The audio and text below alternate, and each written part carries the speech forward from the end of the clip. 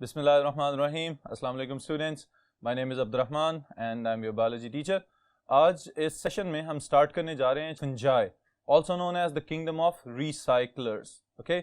Normally ये समझा जाता है कि बैक्टीरिया सबसे अच्छे डिकम्पोजर्स हैं, बट आपको ये बात मैं यहाँ पे बता दूं, fungi are better decomposers than bacteria. Okay, वो किस तरह से, ये इंशाल्लाह ताला इस चैप्टर में हम देखेंगे. तो स्टार्ट करते हैं हम इंट्रोडक्शन के साथ कि फंजाई का टेक्सोनोमिक स्टेटस क्या है, फंजाई की टाइप्स क्या क्या हैं और कौन कौन से ग्रुप्स में उसको डिवाइड किया जाता है. Alright, so let's go to the board.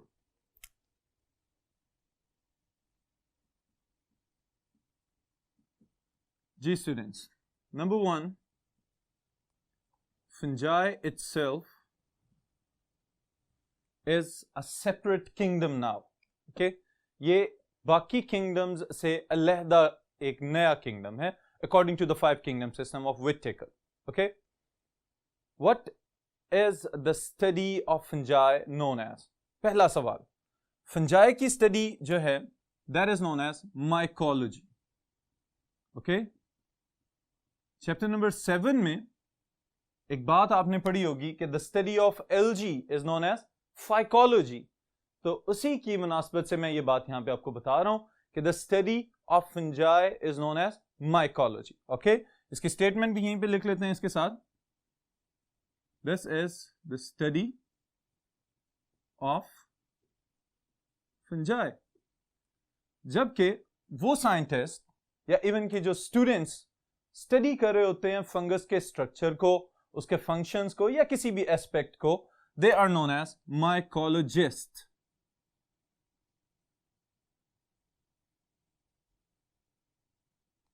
Scientists who study fungi, they are known as mycologists.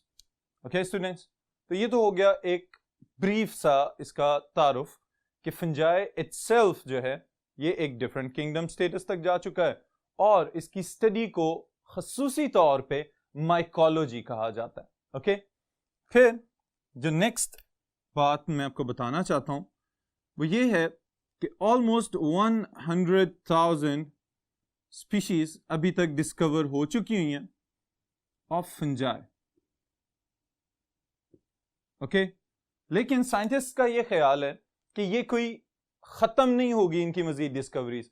अभी बहुत सारी फंगस की स्पीशीज ऐसी हैं जिनको डिस्कवर करना बाकी है या जहां तक अभी इंसान नहीं पहुंच सका हुआ. ओके, बट जितनी भी स्पीशीज अभी तक डिस्कवर हुई हैं इनको भी फर्दर कैटेगराइज कर दिया जाता है कुछ जनरल ग्रुप्स के अंदर. Okay, number 1, they are pathogens. Now what are pathogens? कोई भी ऐसा जानदार जो बीमारी फैलाने की सलाहियत रखता हो, that is known as pathogen. Okay students, for example bacteria, germs के नाम से उनको आप जानते हैं, वायरसेस, जरासीम में शामिल करते हैं इनको भी. तो नॉर्मली फंजाई के अंदर भी बहुत सारी ऐसी स्पीशीज हैं जो लिविंग ऑर्गेनिजम्स में, एनिमल्स के अंदर, प्लांट्स के अंदर और डिफरेंट किस्म के लिविंग ऑर्गेनिजम्स में बीमारियां फैला सकते हैं. So they are known as pathogens. Okay, for example, rust disease causing fungus and smut disease causing fungus.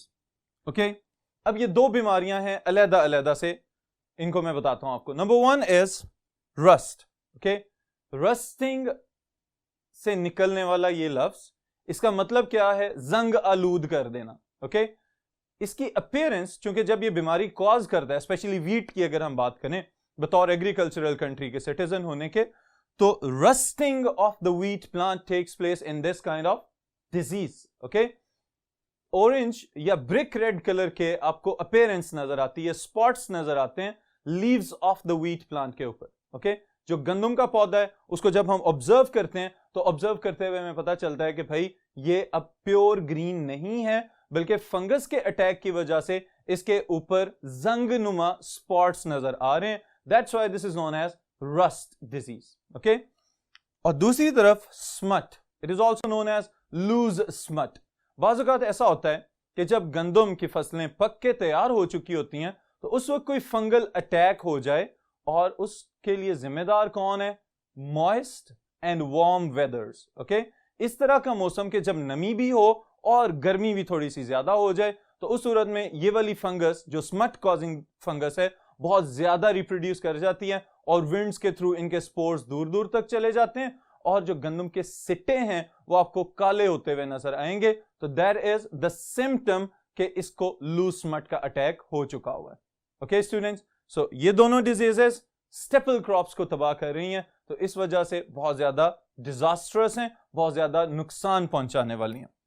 मैं साथ यहां पे नोट कर रहा हूं आपके लिए, rust it can be caused in wheat, गंदम के अंदर, and smut it can also be observed in corn, मकई के पौधे के अंदर भी इसको देखा जा सकता है। Number 2 are the edible fungi, also known as delicacies.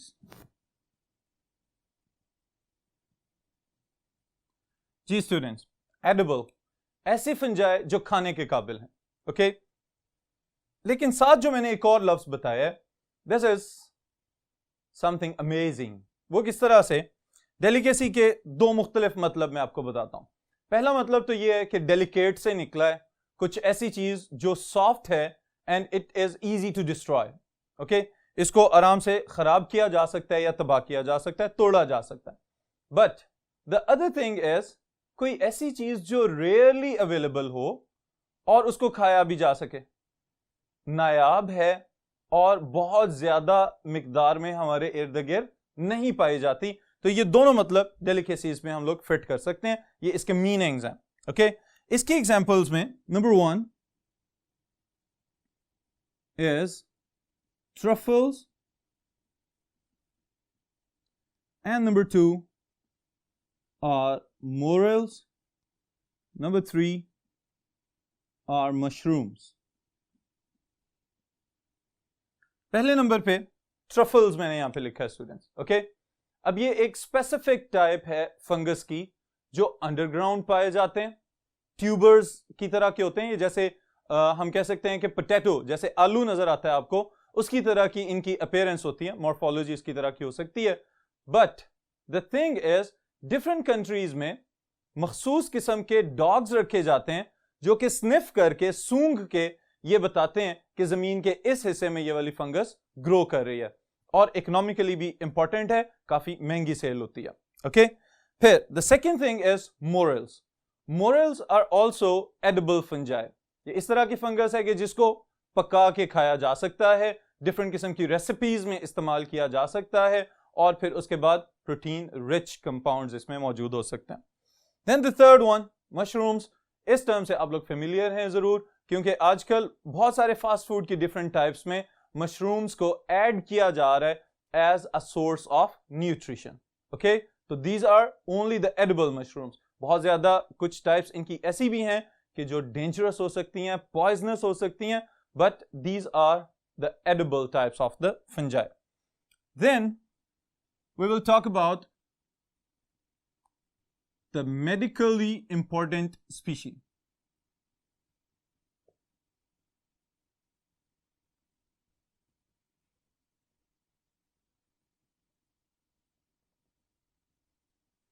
कुछ ऐसी फंजाई भी हैं कि जो स्टूडेंट्स इंपॉर्टेंट हैं, किस पॉइंट ऑफ व्यू से?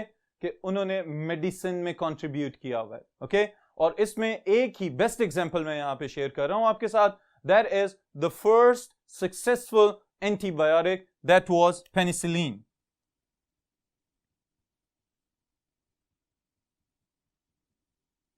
पेनिसिलिन वो एंटीबायोटिक है जो कि फंगल एक्सट्रैक्ट से बनाई गई थी, and the name of the fungus was Penicillium notatum. हमारे इर्द गिर्द जो रॉटन सिट्रस फ्रूट्स होते हैं उनके ऊपर ये वाली फंगस ग्रो करती हुई नजर आती है। सिट्रस फ्रूट्स यानी ये माल्टे वगैरह और इनकी मुख्तलिफ इकसाम जो हैं, उनकी सरफेस के ऊपर आपको इनकी कॉलोनीज ग्रो करती हुई नजर आएंगी। वहां से इसको एक्सट्रैक्ट किया गया और एंटीबायोटिक में कन्वर्ट कर दिया गया, और आज तक इस्तेमाल हो रही है। Okay, then we will talk about, it was basically number 3, third point था इंपॉर्टेंस का। Then is number 4, commercial importance.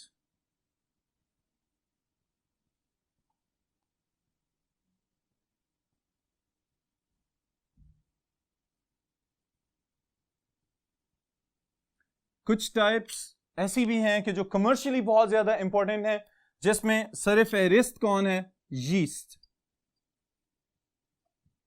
जिसको हम खमीर बोलते हैं नॉर्मली। बहुत सारी बेकिंग प्रोडक्ट्स के अंदर, स्पेशली ये ब्रेड और बन्स और केक्स वगैरह, इनके अंदर यीस्ट को इस्तेमाल किया जाता है इसकी फर्मेंटिंग एबिलिटी की वजह से। ओके स्टूडेंट्स, और दूसरी तरफ एक और industry, the brewing industry, it is also using yeast. Okay, और उसके लिए भी बुनियादी वजह क्या है कि alcoholic fermentation that is done by this living organism, ये भी एक फंगस है। Okay, then students, the last point about the grouping of fungi is ecologically important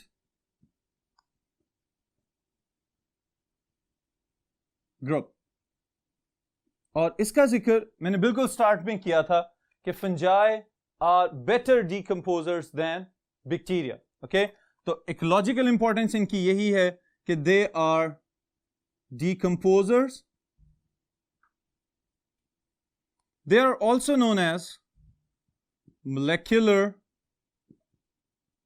disassemblers.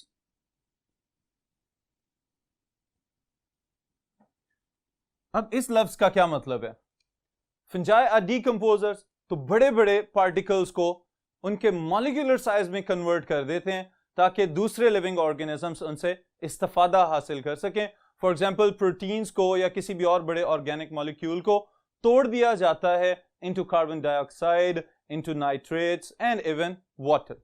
Okay students, so ये कुछ ग्रुपिंग है, बेसिक ग्रुपिंग है of the fungi, कि they are not just decomposers, बल्कि उनमें से कुछ कमर्शियली इंपॉर्टेंट भी हैं, कुछ मेडिकली इंपॉर्टेंट भी हैं, और बहुत सारे ऐसे हैं कि जिनको हम खा भी सकते हैं। Next, I want to discuss the taxonomic status of fungi.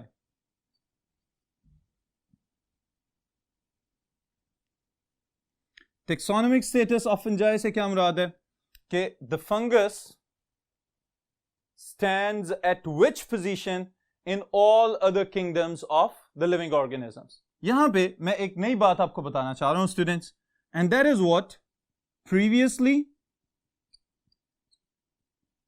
fungi were placed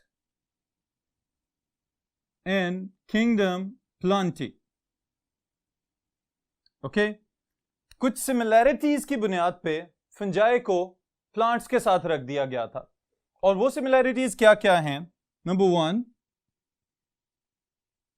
having a cell wall,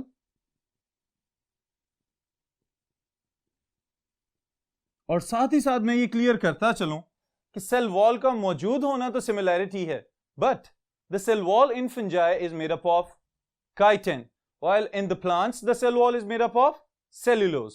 okay, फिर दूसरी जो सिमिलैरिटी थी, the fungi they also lack centrioles in their cells. इनके पास भी सेंट्रियोल्स मौजूद नहीं है, और प्लांट सेल्स के अंदर भी सेंट्रियोल्स मौजूद नहीं होते। Number 3, they are non motile. Fungi एक जगह से दूसरी जगह हरकत करके नहीं जा सकते। Okay, so that's why they are known as non motile. ये सिमिलैरिटीज थी जिनकी बुनियाद पे फंजाई को रख दिया गया with the plants, but later on ये पता चला कि ये सिमिलैरिटीज इसलिए काफी नहीं है कि फंजाई को प्लांट्स में शामिल कर दिया जाए। द प्लांट्स दे वर ऑटोट्रफ्स, अपनी खुराक खुद बना सकते हैं, while the fungi they are heterotrophs, ये अपनी खुराक खुद तैयार नहीं कर सकते। तो इन बुनियादी डिफरेंसेस की वजह से इसको सेपरेट किंगडम बना दिया गया, and that is kingdom fungi. Okay, इसके साथ ही साथ students, there are some similarities of fungi with animals.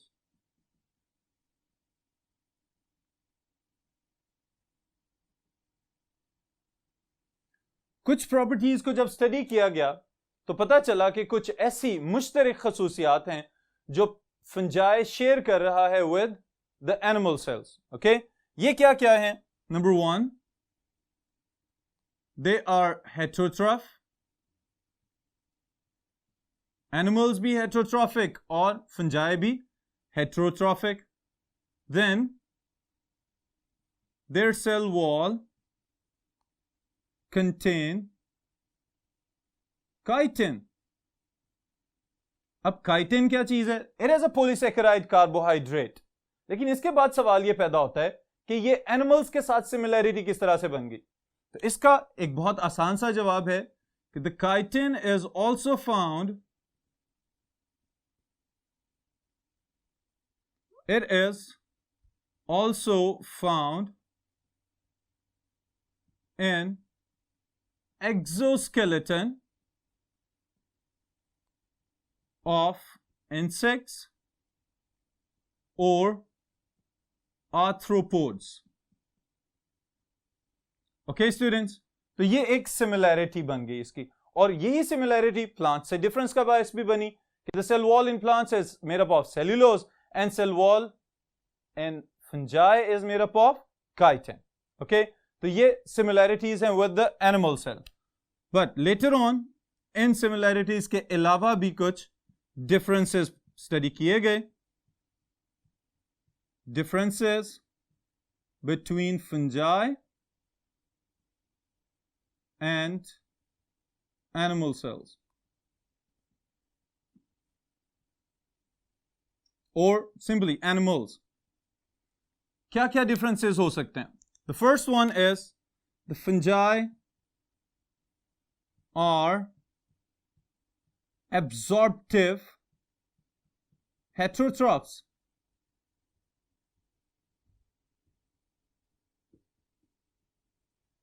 Fungi extracellular digestion के जरिए बड़े पार्टिकल्स को पहले छोटे पार्टिकल्स में कन्वर्ट करते हैं और फिर उसके बाद सेल्स के अंदर एब्जॉर्ब कर लेते हैं, जज़ब कर लेते हैं अपने सेल्स के अंदर, और इस तरह से इनकी खुराक की जरूरियात पूरी की जाती हैं. Well on the other side animals, अगर हम किसी भी ग्रुप ऑफ एनिमल्स को स्टडी करें तो they are known as ingestive heterotrophs. Okay, निगल के खाते हैं वो, बेशक कार्निवोर्स हैं, ओमनिवोर्स हैं या फिर हर्बीवोर्स हैं. एनिमल्स आर इंजेस्टिव हेटेरोट्रॉफ्स, निगल के खा जाने वाले, और फंजाई जज़ब करके खा जाने वाले. Then there was another difference, the presence of cell wall in the fungi. Okay, cell wall is present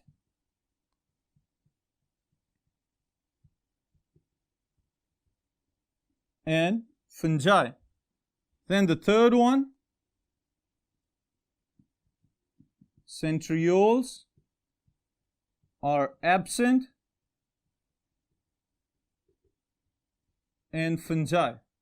Okay students, तो इन डिफरेंसेस की बुनियाद पे ये पता चला कि फंजाई को प्लांट्स में से निकाल के एनिमल्स में भी नहीं रखा जा सकता, so there should be something else. और जब मॉलिक्यूलर स्टडीज सामने आई तो पता चला कि the DNA of fungi does not match with any other group of living organisms.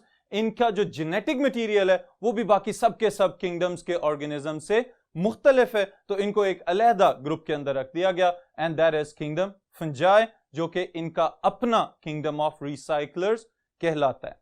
Okay students, फिर इसके बाद एक बहुत इंपॉर्टेंट शॉर्ट क्वेश्चन मैं आपको बताने लगा हूं, that is the significance of fungi only, and this is known as nuclear mitosis.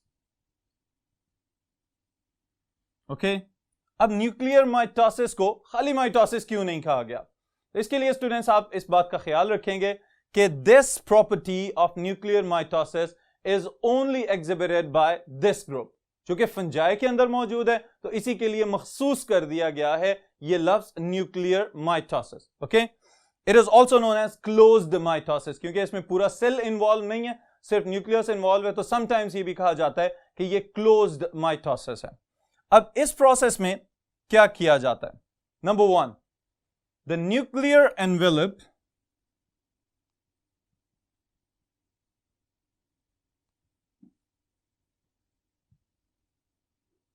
does not break. Nuclear envelope टूटता ही नहीं है, जबकि ऑन द अदर साइड जब नॉर्मल सेल में या एनिमल सेल्स की अगर हम बात करें, माइटोसिस होती है, तो सबसे पहला काम दैट इज कैरियोकाइनेसिस. कैरियोकाइनेसिस का मतलब न्यूक्लियस का तकसीम हो जाना. और जब न्यूक्लियस की तकसीम का आगाज होता है तो सबसे पहले न्यूक्लियस की मेम्ब्रेन टूटती है और न्यूक्लियर कंटेंट्स जितने भी हैं वो साइटोप्लाज्म में डिसॉल्व हो जाते हैं. ओके, सस्पेंडेड फॉर्म में रहते हैं जब तक वो सारा प्रोसेस, ये सारी चेंजेस नहीं कंप्लीट होती. लेकिन यहां पे क्या है, न्यूक्लियर एनवेलप टूट ही नहीं रहा. इसका मतलब यह है कि न्यूक्लियस के अंदर ही होना है जो भी होना है. Okay, then number 2, centrosomes are involved in formation of spindles. और स्पिंडल्स कहां पे बन रही हैं? Inside the nucleus.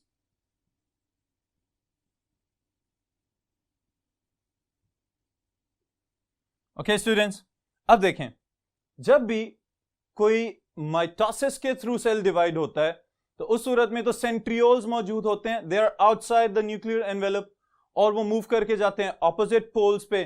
फिर उसके बाद स्पिंडल फाइबर्स बनाए जाते हैं, माइटोटिक अपरेटस बनाया जाता है. But in this case the centrosomes they are present attached to the nuclear envelope. जबकि कुछ बुक्स में यह भी लिखा गया है कि the centrosomes are embedded in the nuclear envelope that are involved in nuclear mitosis inside the fungus. Okay, fungi के अंदर, सेल्स के अंदर, साइटोप्लाज्म में सेंट्रोसोम्स मौजूद हैं जो कि न्यूक्लियर एनवेलप के साथ जुड़े हुए हैं और वही स्पिंडल फाइबर्स बना देते हैं, but not in the cytoplasm, inside the nucleoplasm. Okay, फिर उसके बाद क्या होता है? Genetic material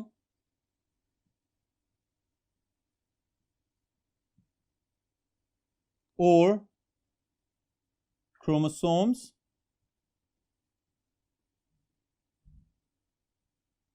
are equally distributed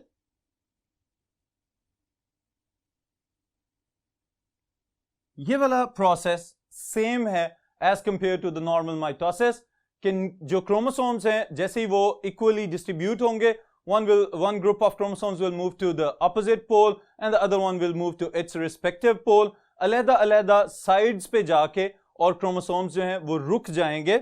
and then number 4, nuclear envelope constrict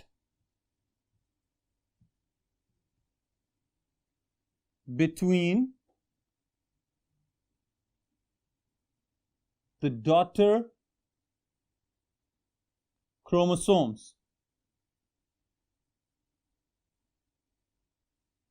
वो क्रोमोसोम्स जो डिस्ट्रीब्यूट हो चुके हैं टुवर्ड्स देयर रिस्पेक्टिव पोल्स, जो न्यूक्लियर एनवेलप है वो आहिस्ता आहिस्ता कंस्ट्रिक्ट होना शुरू होगा और फिर क्या होगा, वो डिवाइड हो जाएगा into 2. Okay, one nucleus will be divided into 2. But यहां पे ये भी जरूरी नहीं है कि वो फौरी तौर पे ही तकसीम हो जाए. ओके, इसलिए ये कहा जाता है, नंबर 5, मैं इसको भी 5th पॉइंट बना रहा हूं यहां पे,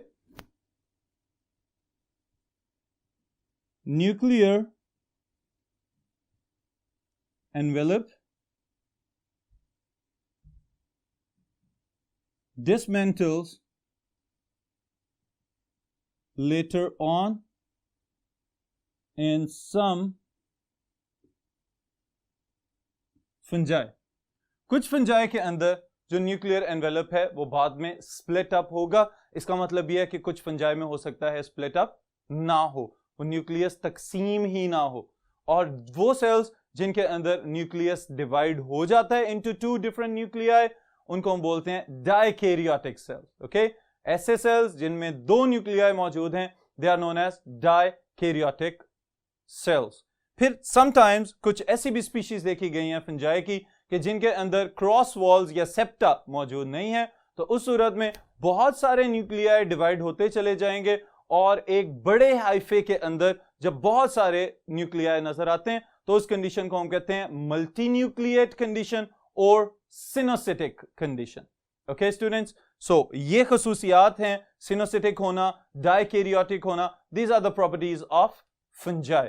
ओके, आज के इस लेक्चर में हमने फंजाई के डिफरेंट ग्रुप्स स्टडी किए हैं. फिर उसके बाद दूसरे नंबर पे हमने इनका टेक्सोनोमिक स्टेटस देखा है कि प्लांट्स के साथ कुछ सिमिलैरिटीज, कुछ डिफरेंसेस, फिर इसी तरह से एनिमल सेल्स के साथ कुछ सिमिलैरिटीज, कुछ डिफरेंसेस, और एंड पे मैंने आपको ये न्यूक्लियर माइटोसिस थोड़ा सा बताया है. This is just a brief intro, but आपके पेपर के पॉइंट ऑफ व्यू से this is very important short question. Okay students, nuclear mitosis बहुत इंपॉर्टेंट शॉर्ट क्वेश्चन है. जो प्रीवियस डिफरेंसेस और सिमिलैरिटीज हैं they can also be included in short questions. तो इनको प्रिपेयर करें ताकि आपकी तैयारी अच्छी हो सके.